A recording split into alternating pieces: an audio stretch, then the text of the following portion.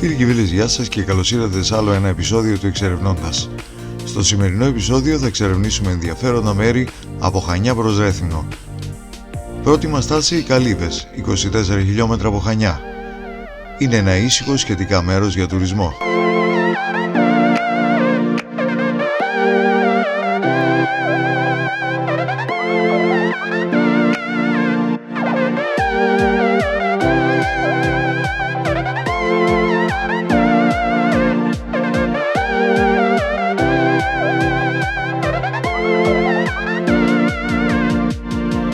Η 500 περίπου μέτρων παραλία είναι και οργανωμένη και όχι. Επίσης έχει και δέντρα που μπορείς να εξαπλώσεις χωρίς να χρειάζεται να είσαι συνεχώς κάτω από τον ήλιο. Έχει αρκετό χώρο για πάρκινγκ. Διασχίζοντας την παραλία υπάρχουν ταβέρνες και καφετέριες δίπλα στην άμμο που προσφέρουν ομπρέλες και εξαπλώστες στους πελάτες τους.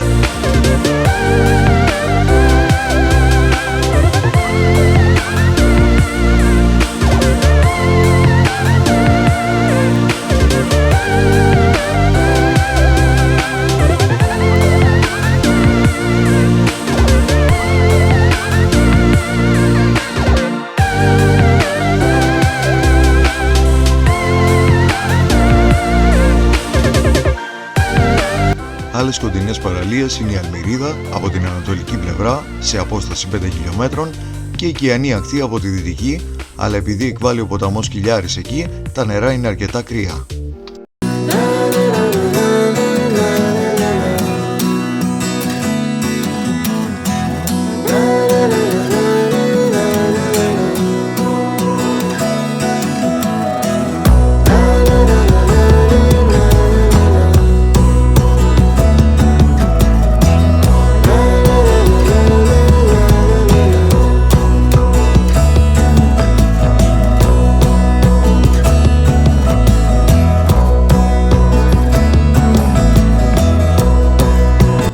Το 1206 στα ανατολικά χτίστηκε το φρούριο Κάστελα Πικόρνο από τους Ενετούς, του οποίου ερείπια σώζονται μέχρι και σήμερα. Από εκεί πήρε το όνομά του η επαρχία του Ποκόρνα. Το 1538 καταστράφηκε από τον πειρατή Μπαρβαρόσα. Την ίδια εποχή χτίστηκε ο Νερόμυλος που βρίσκεται στην πλατεία και ηλεκτροδότησε την περιοχή πριν ακόμη ηλεκτροτεθούν τα Χανιά.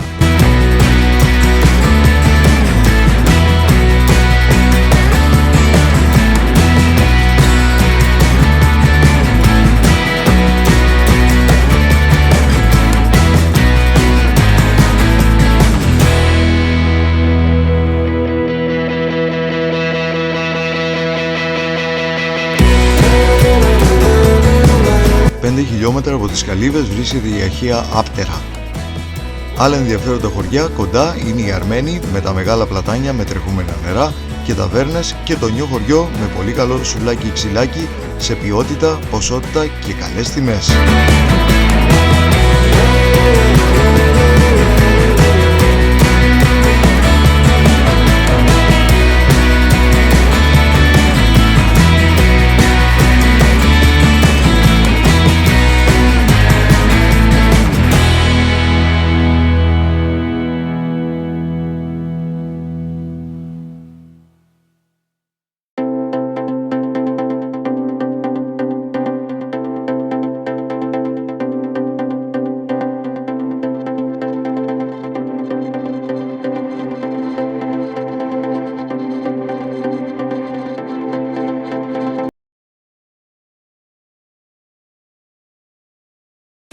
Βρισκόμαστε στη Γεωργιούπολη αυτή τη στιγμή. Θα δείτε την πλατεία μέρα, αλλά θα τη θαυμάσετε ακόμη πιο καλά τη νύχτα. Δείτε εδώ την περιοχή για την ώρα και συνεχίζουμε.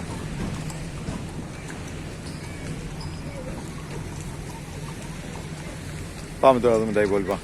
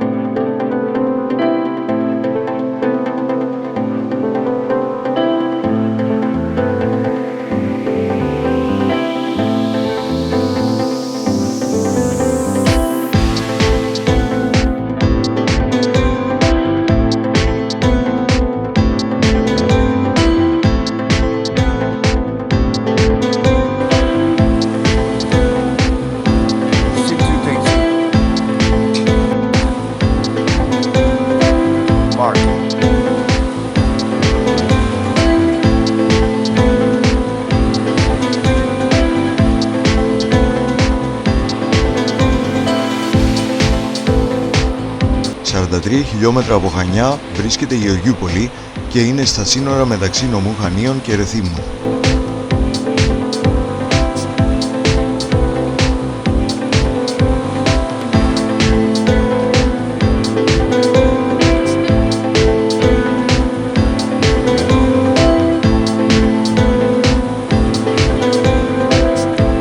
Στην Γεωργιούπολη εκβάλλουν δύο ποταμοί, ο Αλμυρός δυτικά που καταλήγει στο λιμανάκι και ο Περαστικός ανατολικά.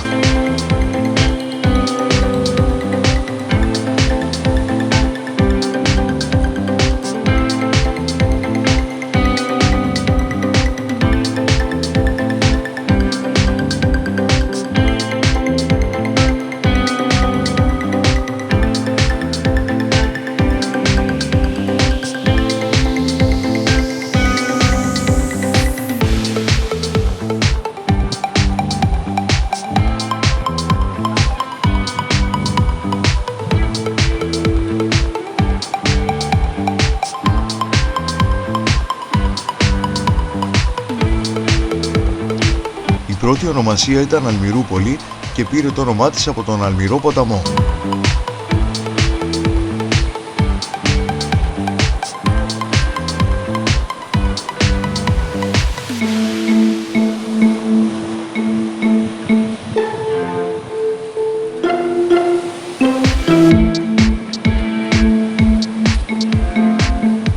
Αργότερα μετονομάστηκε στη Γεωργιούπολη προς τιμήν του πρίγκιπα Γεώργιου, ύπατου αρμοστή της Κρήτης, στα τέλη του 19ου αιώνα.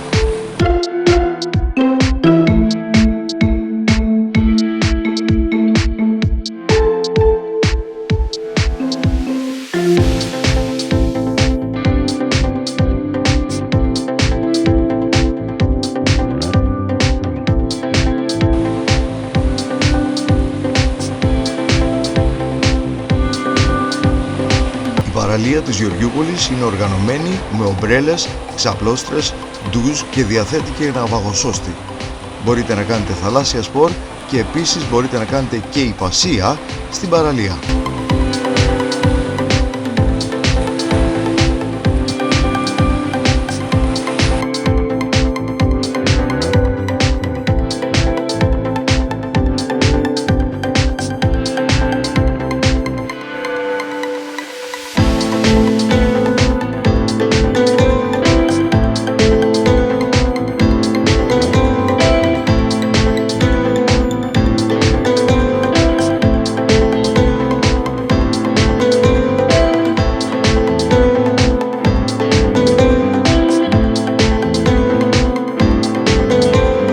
Ο ποταμός δημιουργεί μια λίμνη. Στη λίμνη συναντάμε αγριόπαπιες, νερόκοτες και πολλά άλλα υδρόβια πτηνά.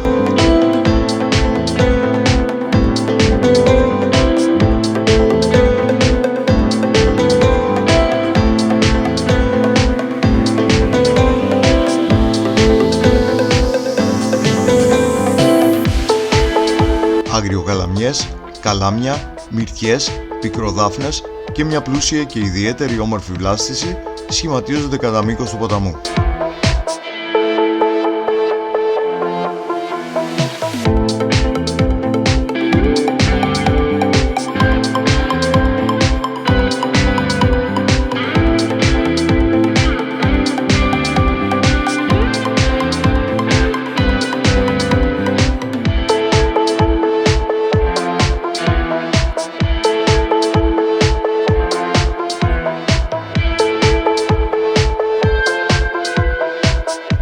Το όνομα Αλμυρός οφείλεται στο γεγονός ότι το γλυκό νερό του ποταμού αναμειγνύεται με το θαλασσινό μέσα από μια υπόγεια είσοδο, η Φάλμυρο.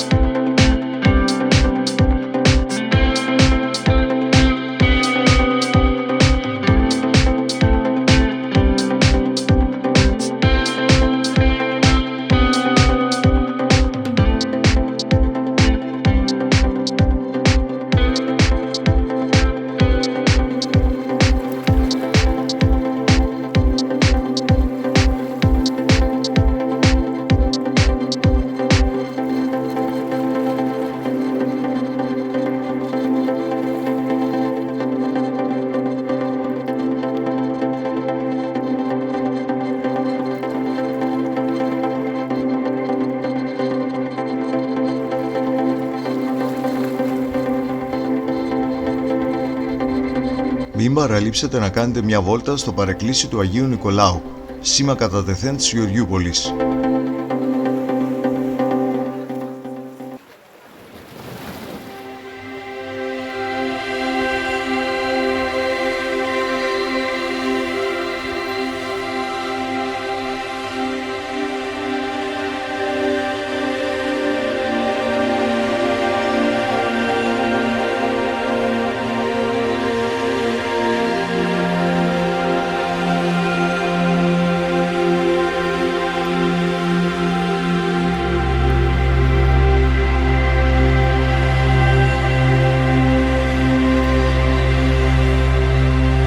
Βρίσκεται σε ένα βραχώδες νησάκι μέσα στη θάλασσα και είναι υπέροχο μέρος για μοναδικές φωτογραφίες.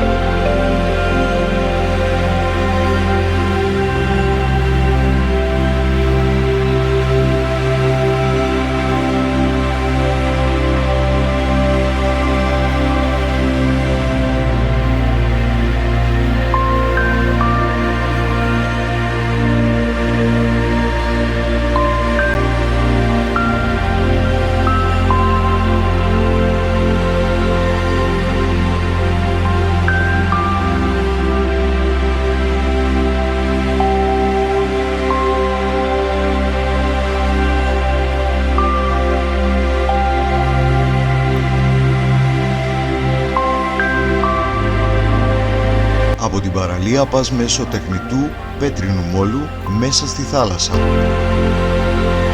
Αλλά προσοχή, γιατί από το φθινόπωρο και μετά, άμα έχει λίγο αέρα, μπορεί να βραχούν τα πόδια σας, μιας και η θάλασσα περνάει κάποιες λίγες φορές από πάνω.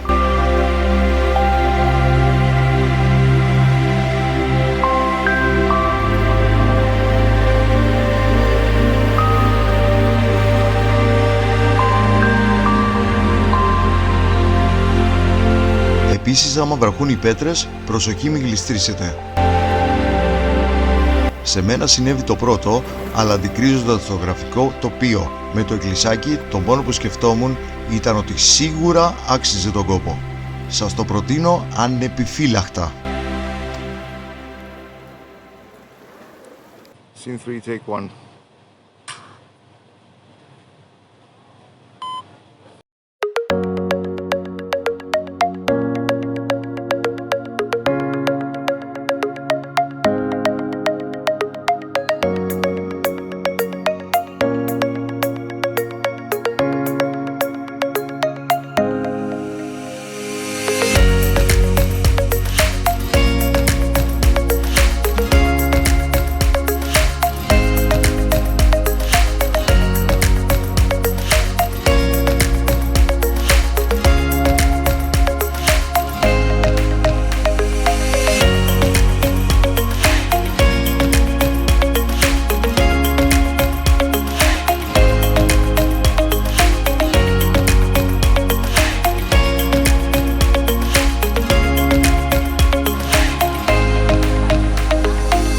Η όμορφη πλατεία της Γεωργιούπολης έχει καφετέριες και εστιατόρια που γίνεται ακόμα πιο εντυπωσιακή το βράδυ με το φωτιζόμενο συντριβάνι.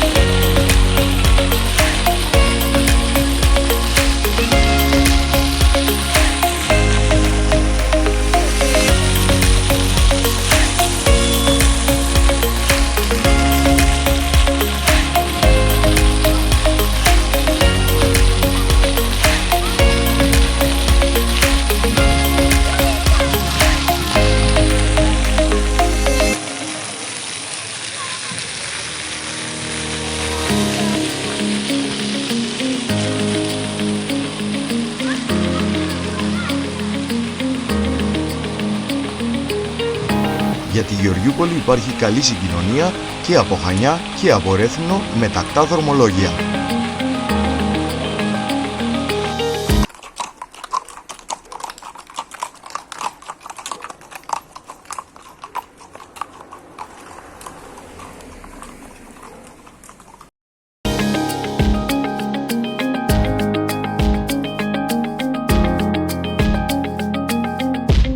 Γραφική διαδρομή είναι από Χανιά προς Γεωργιούπολη με πολλά δέντρα στο διάβα σας.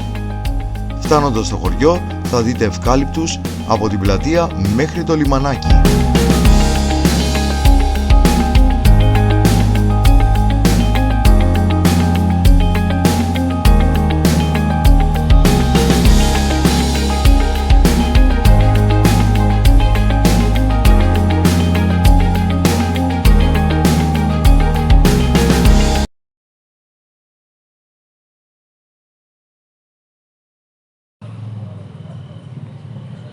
Scene 1, take 1.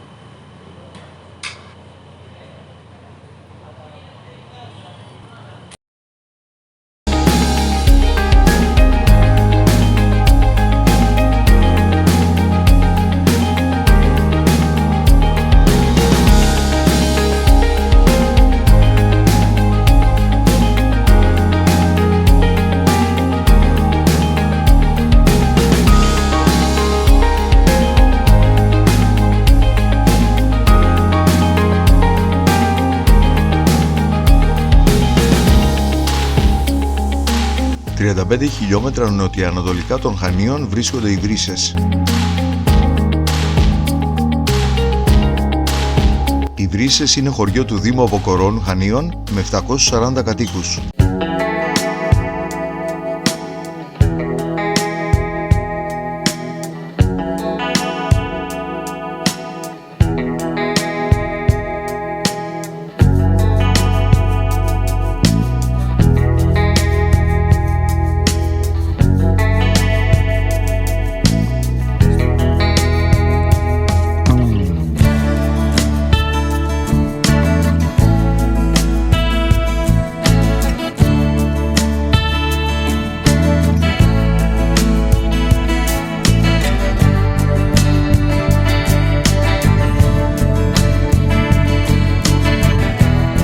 Οι κάτοικοι ασχολούνται με τη γεωργία, ελαιοπαραγωγή και με εισπεριδοειδή και με την κτηνοτροφία.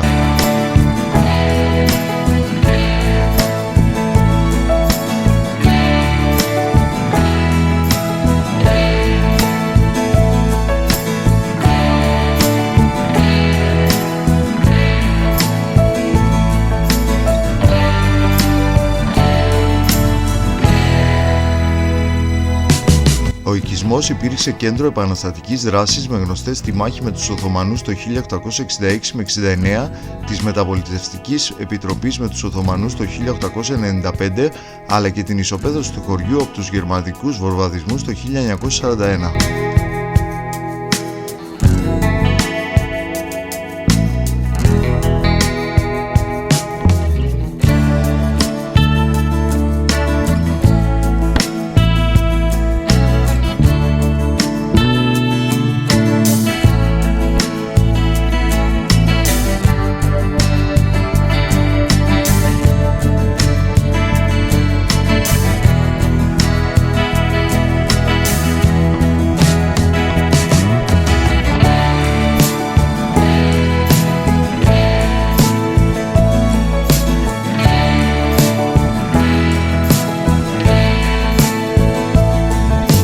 Από τις Βρύσσες περνάνε δύο ποτάμια.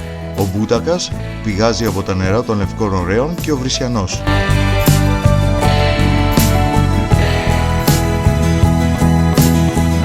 Μαζί με τα πλατάνια προσφέρουν το καλοκαίρι μια αίσθηση δροσιάς που μπορείτε να απολαύσετε καθίζοντας σε κάποια από τις ταβέρνες και τα καφέ που βρίσκονται εκεί.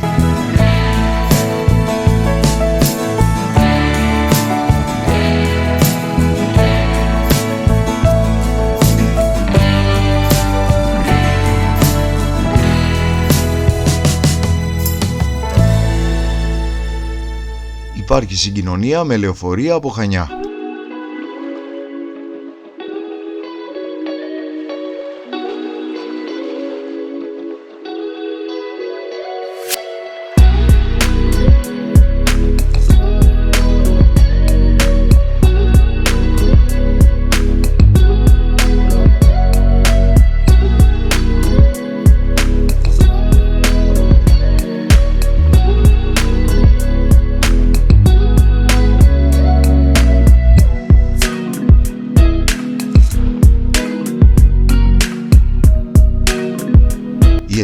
καμάρα βρίσκεται ανατολικά των Βρυσσών, στον ανισόπεδο κόμβο της Εθνικής Οδού με την Παρακαμπτήριο. Εκεί υπάρχει και η εκκλησία του Αγίου Γεωργίου.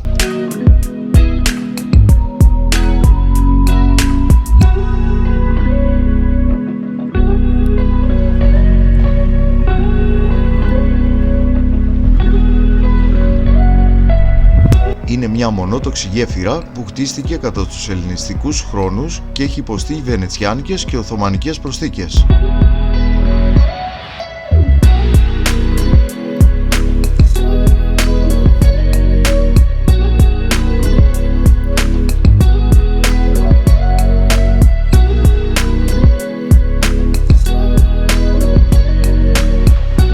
Η καμάρα ήταν αρχικά χτισμένη με δωμούς, δηλαδή ογκόλιθους, χωρίς συνδετική λάσπη, όμως μετά την κατακρήμνησή της ξαναχτίστηκε με συνδετική ύλη, το ασβεστοκόνιασμα.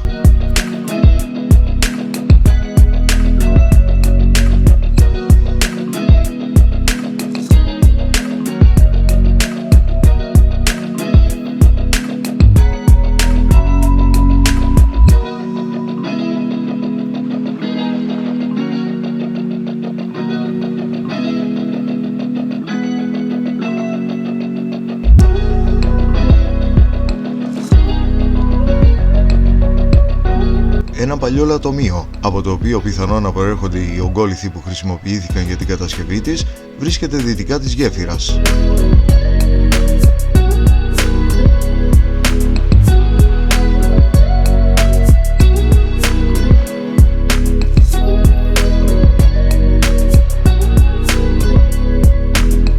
Για το όνομά της υπάρχουν δύο εκδοχές.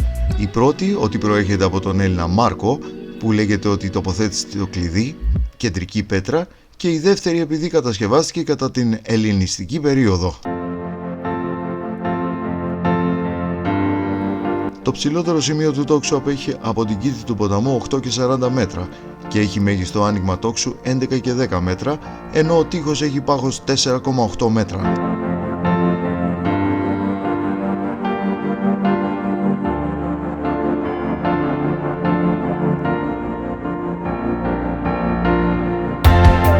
Στις αρχές του 20ου αιώνα, το 1918, τη γέφυρα περιγράφει ο περιηγητής Δέφνερ, που διασώζει και ένα τραγούδι της από τον Πρόσνερο. Η γέφυρα θεωρείται από τις παλιότερες της Κρήτης και έκανε Ζεύξη μέρος της βόρειας αρτηρίας της Κρήτης, γνωστής μετέπειτα στη Βενετοκρατία ως Βασιλική Στράτα, 1645-1669.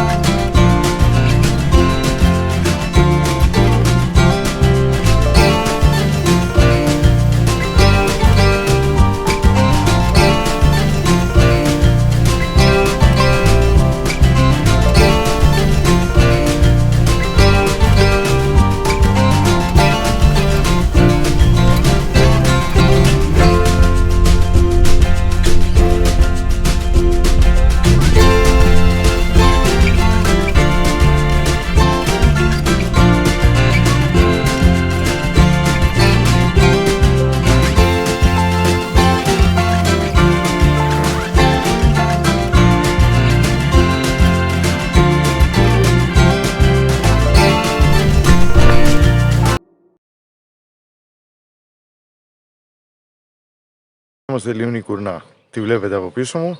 Πάμε να τη δούμε πιο αναλυτικά.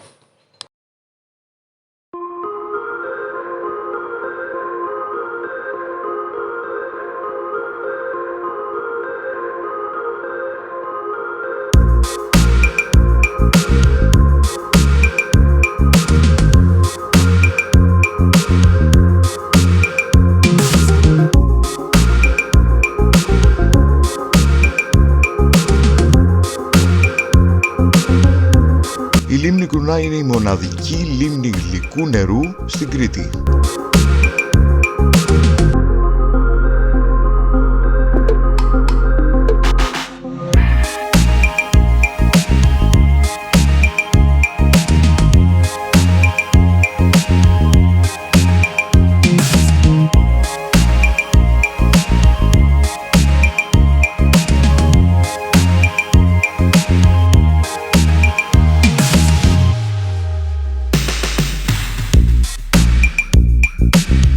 Το πρώτο της όνομα προέρχεται από την αρχαιότητα και αποκαλούταν Κορίσια, από αρχαίο ναό που υπήρχε εκεί προς τιμήν της Κορίσια Αθηνάς.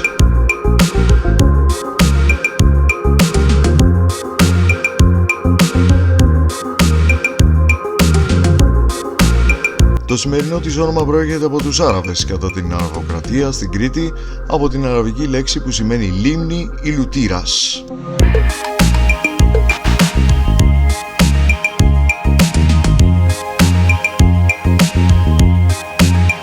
Μια άλλη εκδοχή είναι ο αναγραμματισμός της λέξης Κρουνός.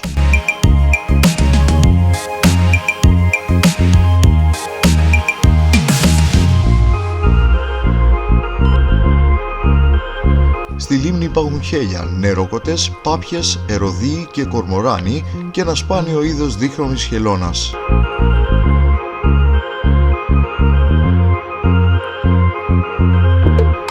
Τα τελευταία χρόνια έχει παρατηρηθεί εμφάνιση ξενικού είδους ψαριού στα νερά της λίμνης, του κοινού χρυσόψαρου, μετά από ανθρώπινη παρέμβαση, μεταβάλλοντας όμως την οικολογική ισορροπία του οικοσυστήματος.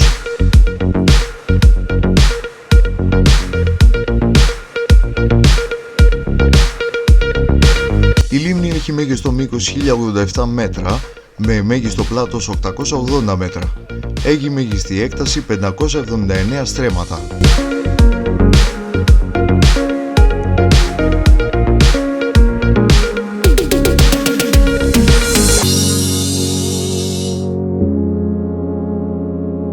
Το μέγιστο βάθος της λίμνης είναι 22,5 μέτρα και ασφημολογείται παλιότερα ότι η λίμνη είναι άπατη.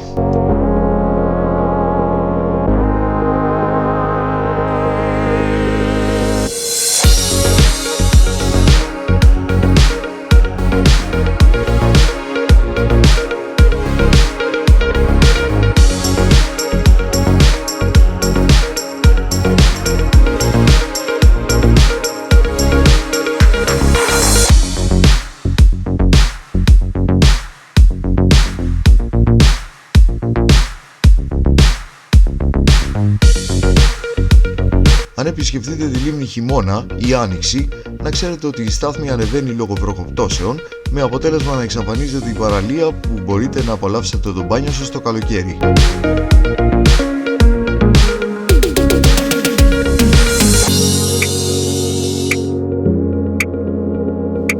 Οι ταβέρνες παραμένουν ανοιχτές όλο το χρόνο.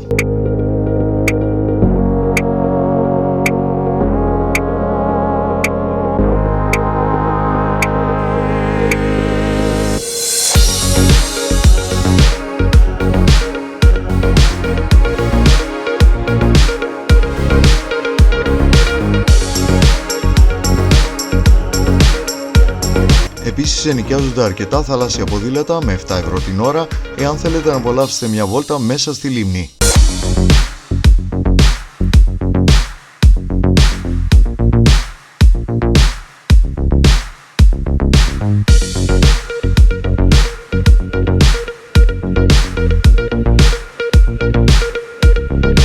Προτείνουμε να κάνετε αυτή τη βόλτα απόγευμα, μιας και τα χρώματα και η ηρεμία της λίμνης θα σας ανταμείψουν.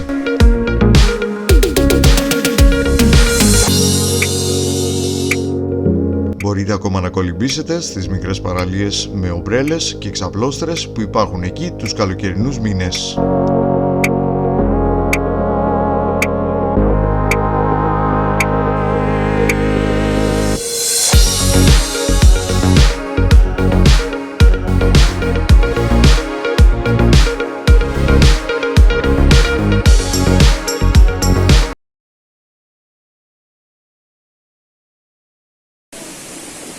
Βρισκόμαστε στις πηγές Αργυρούπολης ή πηγές Αγίας Δύναμης, όπως αλλιώς ονομάζονται. Ένα καταπράσινο μέρος πολύ όμορφο στο Ρέθυμνο.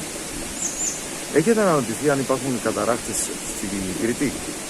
Λοιπόν, υπάρχουν και περιμένουν να τις εξερευνήσουμε.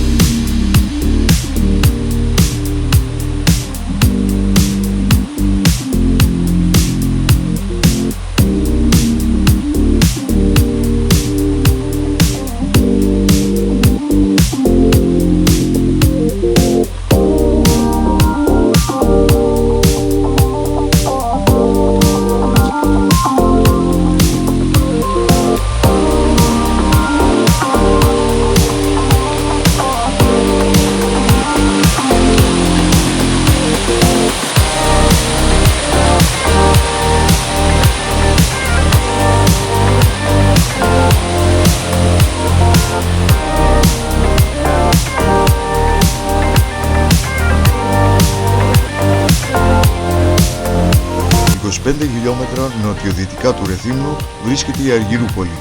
Λίγο πριν φτάσουμε, παίρνοντας το δρόμο δεξιά, φτάνουμε στις πηγές Αργυρούπολης.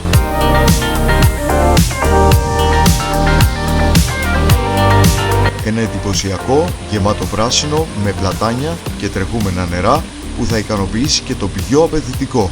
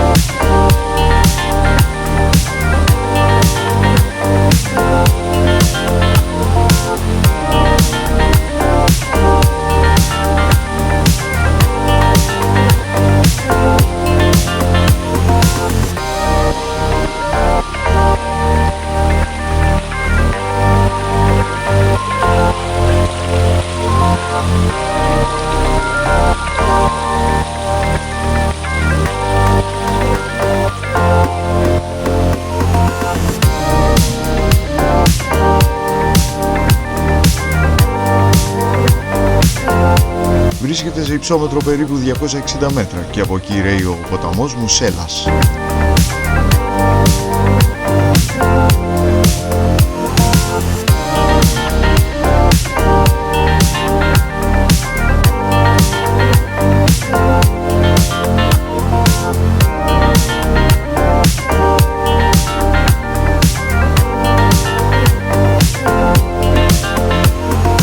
Το νερό αυτό παλιότερα λειτουργούσαν νερόμυλοι για το άλεσμα των σιτηρών.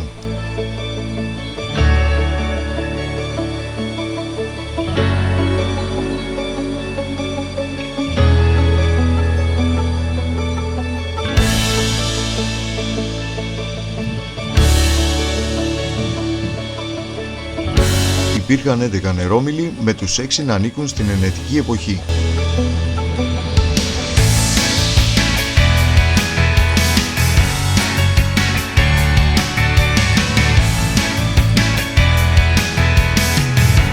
Η ταβέρνα εδώ είναι κλειστή τη μέρα που πήγαμε.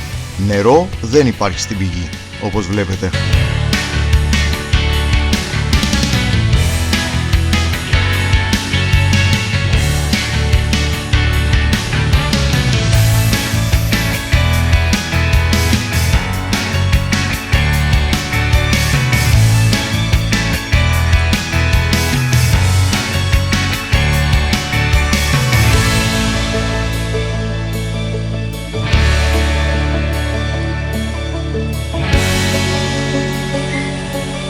Κυριακή ξαναπήγαμε και η ταβέρνα ήταν ανοιχτή και ως διαμαγείας, όπως βλέπετε, στο ίδιο μέρος το νερό ρέει άφθονο.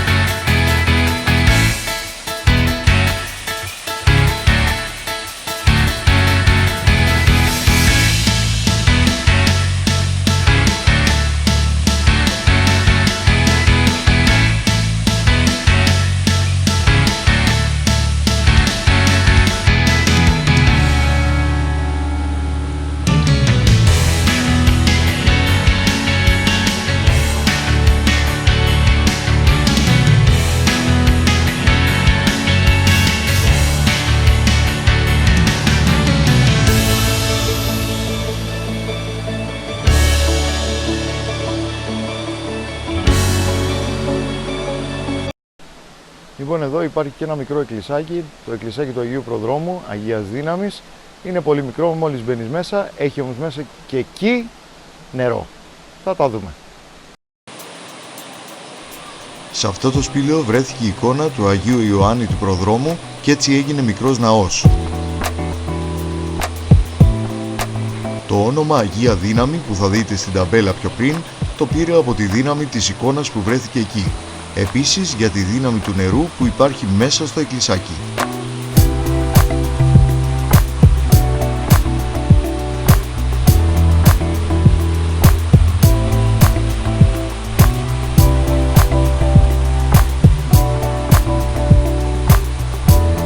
Μέσα στο ναό υπήρχε ψηφιδωτό που απεικόνιζε τον Χριστό, το οποίο αφαιρέθηκε και μεταφέρθηκε στο Αρχαιολογικό Μουσείο του Ρεθύμνου. Τη θέση του έχει πάρει μια μικρή εικόνα. Γιορτάζει στις 29 Αυγούστου.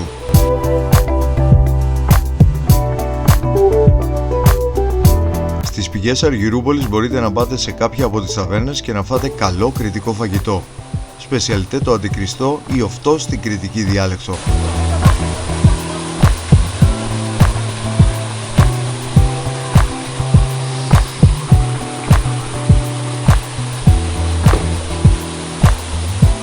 Ακόμα προτείνουμε στάκα, ντάκο και σφαγιανές πίτες.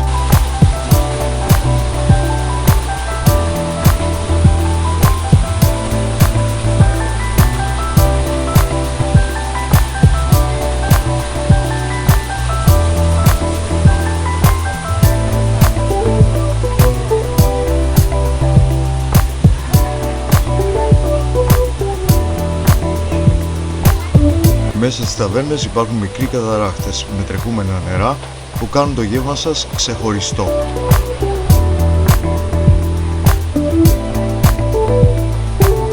Εδώ ο φίλος μας πρόσφερε και χυμορόγδι, θα σας το δείξω τώρα.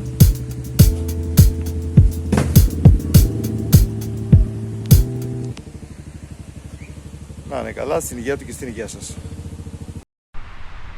Πριν φτάσετε στην Αργυρούπολη, από την κάτω μεριά, βρίσκεται μια τεράστια παραλία η οποία έρχονται ερεθιμιώτες για να κάνουν μια εξόρμηση το καλοκαίρι και να κάνουν το μπάνιο τους, όχι στην πόλη μέσα.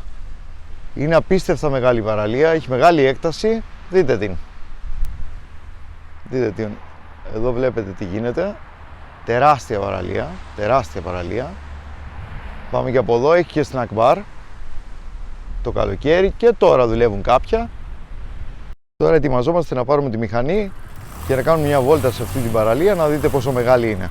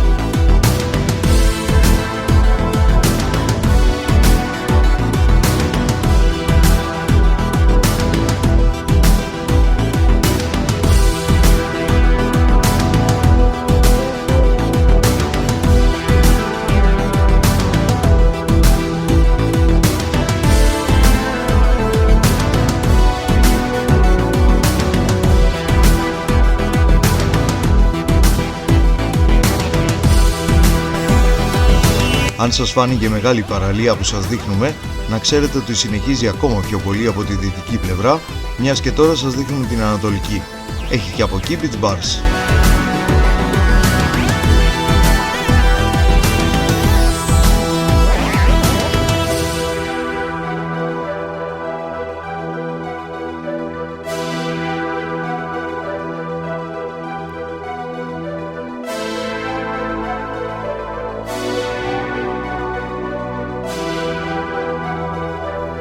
Και κάπου εδώ φτάσαμε στο τέλος του σημερινού επεισοδίου της εκπομπής Εξερευνώντας.